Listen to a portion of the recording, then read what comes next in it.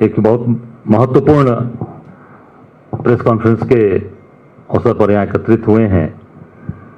मैं अपने साथी से आग्रह करूंगा कि वो जरा वीडियो ऑन करके आप सबको दिखाएं और प्रस्तुत करें।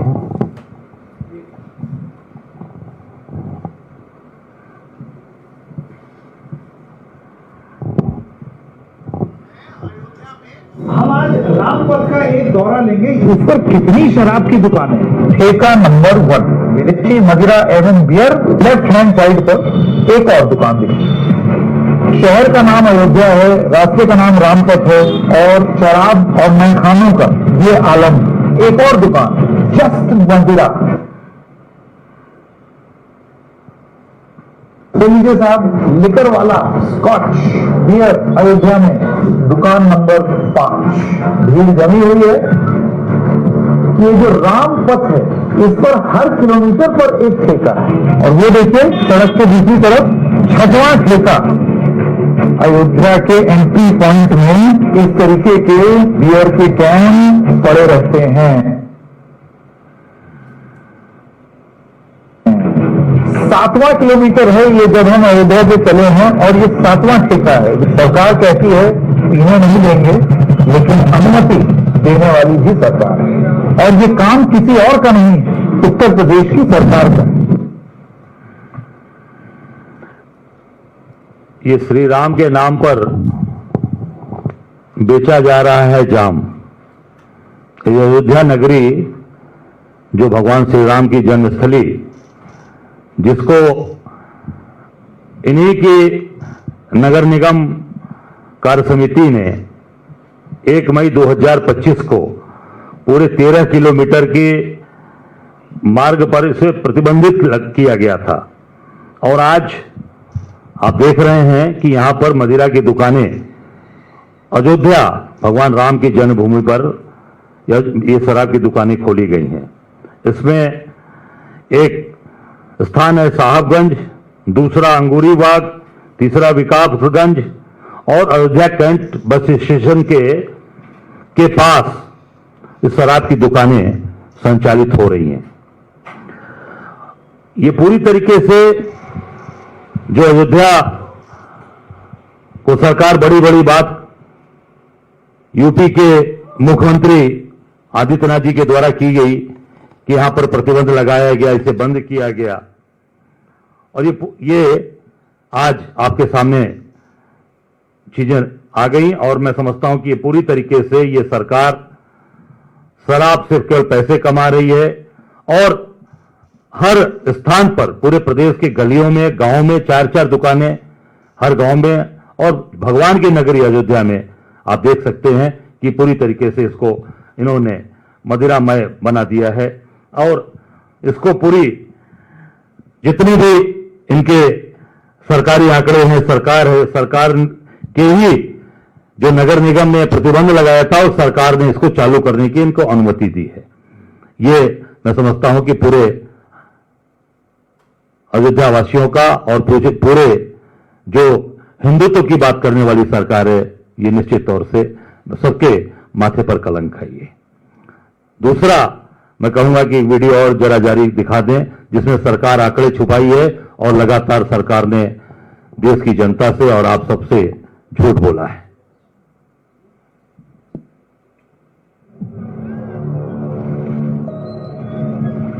उत्तर प्रदेश के प्रयागराज में आयोजित कुंभ में 29 जनवरी यानी मौनी अमावस्या के दिन कई जगह भगदड़ हुई। यूपी के मुख्यमंत्री योगी आदित्यनाथ ने भगदड़ की इन घटनाओं में 37 लोगों की मौत की बात कही, लेकिन बीबीसी की पड़ताल में कम से कम 82 लोगों की मौत का पता चला। हालांकि सरकार ने अभी तक भगदड़ में मारे गए लोगों की आधिकारिक सूची जारी नहीं की है। साथ में थे भाई हमारे गिर गए, जो गिर गया वो फिर घूम रहा था जहाँ बॉडी पड़ी थी पूरा, उसमें मेरी माँ का बॉडी थी, तो मैं खींच के निकाला नीचे से। बड़ी औरत ही बोली सूरज के पिताजी मुझे भी बचाओ, लेकिन मैं क्या बता, उसके पहले मैं ही दब के चला गया। मैं जब पहले दब गया उसके बाद 2 लोग वो देखे पूरा तड़प रही है, चिल्ला रही है कि कोई बचाए कोई बचाए, बचाने वाला उस समय कोई नहीं आया। 36 मृतकों के परिवारों को 25-25 लाख रुपए का मुआवजा दिया गया है। 26 ऐसे मृतकों की यूपी सरकार की तरफ से 5-5 लाख रुपए कैश दिए गए। ज्यादातर परिवारों का कहना है कि यूपी पुलिस ने उनके घर आकर ऐसे कागजों पर हस्ताक्षर और अंगूठे लगवाए हैं जिसमें भगदड़ की जगह अचानक तबीयत बिगड़ने से मौत होने की बात लिखी है। इसी तरह हरियाणा के अमित कुमार की मौत को भी सरकार ने कुंभ भगदड़ में नहीं माना। अमित कुमार भारतीय सेना में काम करते थे। मैं बस आवाज लगा रही थी, कोई तो हमें बचा।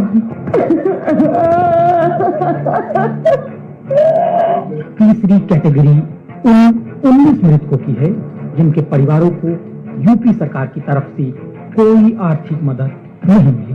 कुंभ भगदड़ को 4 महीने से ज्यादा का वक्त बीत गया है, लेकिन अभी भी कम से कम 50 ऐसे परिवार हैं जो इस बात का इंतजार कर रहे हैं कि यूपी सरकार उनके परिजनों की मौत की सच्चाई को स्वीकार करे।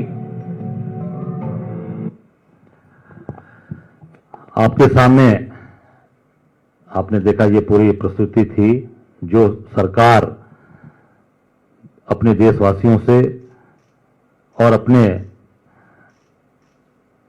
सभी इस देश के जो हमारे साथी हैं, भाई हैं, उनसे पूरी तरीके से झूठ बोल रही है।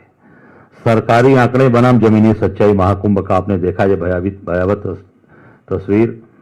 इसमें जो सरकार ने अभी तक कोई आंकड़े जारी नहीं किए, अभी तक कोई आंकड़े नहीं जारी किए हैं।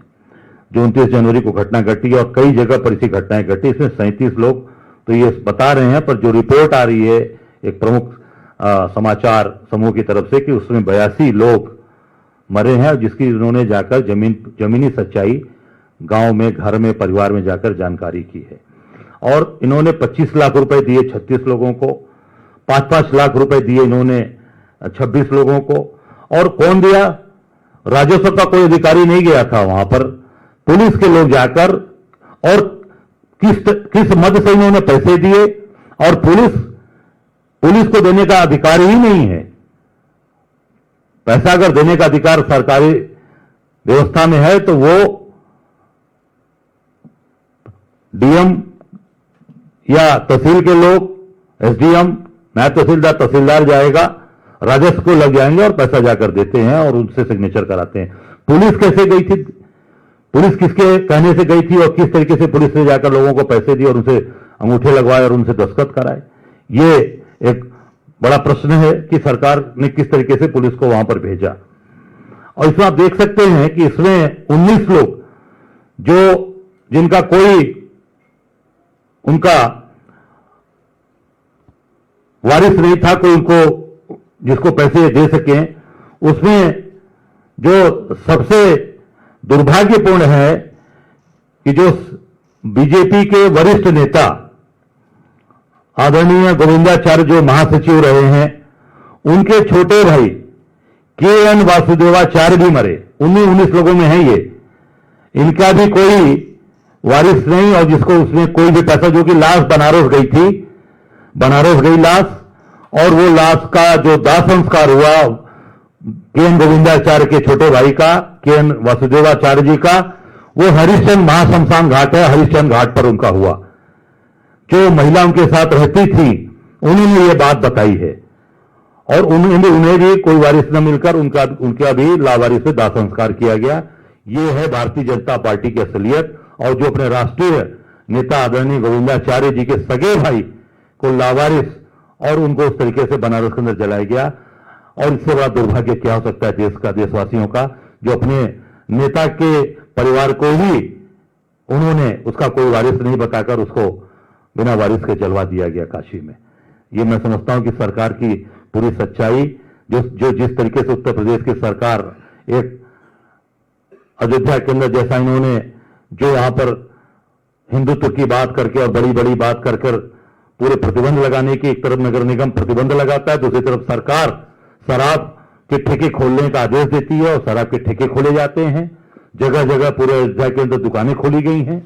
और दूसरा, महाकुंभ में जो भगदड़ हुई उसमें अपने ही राष्ट्रीय महासचिव के सगे भाई को इन्होंने वहां पर लावारिस घोषित करके उनकी डेड बॉडी जलवाई गई।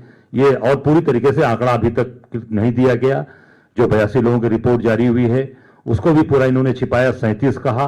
और उसमें तमाम सरकारी अधिकारी कर्मचारी, एक वहां पे गाजीपुर के अंजनी राय थे, वो भी उसी भीड़ का हिस्सा दबके मरे दरोगा थे, उसको भी दिखा दिया। मैं उनके घर गया था, वो गांव गाजीपुर के रहने वाले थे बसुका के, उनको भी दिखा दिया कि भीड़ से वो हार्ट अटैक हो गया, उनका हार्ट अटैक से उनकी मृत्यु हुई थी, पर हार्ट अटैक से नहीं हुई थी, वो भीड़ के दबाव के क्योंकि बचाने में लगे थे और बेचारे वहां पर शहीद हुए।